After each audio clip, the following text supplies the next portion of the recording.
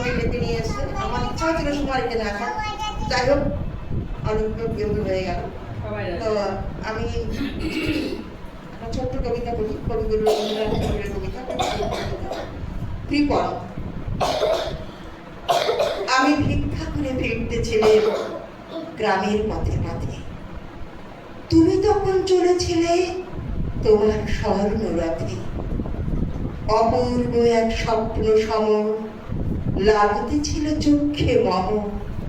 কি বিচিত্র শোভা তোমার, কি বিচিত্র সাজ। আমি মনে ভাবতেছিলেন এ কোন মহারাজ। আজ শুভক্ষণে রাখবো ভালো, ভেবেছিলেন তবে আজ আমারে দাঁড়ে দাঁড়ে ফিরতে নাহি হবে। বাহির হতে নাহি হতে কাহার দেখা পেলেম পথে। চলিতে রথ ধর্মধান্য ছড়াবে দুই ধারে। মুঠা মুঠা কুড়িয়ে নেব নেব ভারে ভারে। দেখি সহসা রথ থেমে গেল আমার কাছে এসে।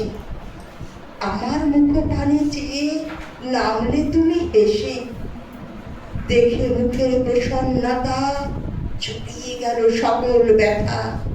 হেলো কালে কিসের লাগে তুমি অকস্মাৎ, আমায় কিছু দাও গো বলে বাড়িয়ে দিলে হাত। মরি এ কি কথা রাজাধিরাজ, আমায় দাও গো কিছু। শুনে ভগবানের তরে রইল মাথা নিচু। তোমার কি বা অভাব আছে ভিখারি ভিক্ষুকের কাছে, এই কেবল কৌতুকের বসে আমায় প্রবঞ্চনা।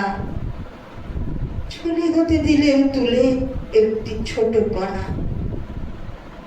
যবে পাত্রখানি ঘরে এনে পূজার করি, এ কি ভিক্ষা মাঝে একটি ছোট সোনার কণা দেখি।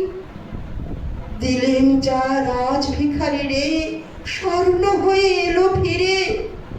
তখন কাঁদি চোখের জলে দুটি নয়ন ভরে। তোমায় কেন দিনি আমার সকল শূন্য করে। ধন্যবাদ। আরেকটা করবেন, বাপরে বাপ ভয়ঙ্কর হচ্ছে।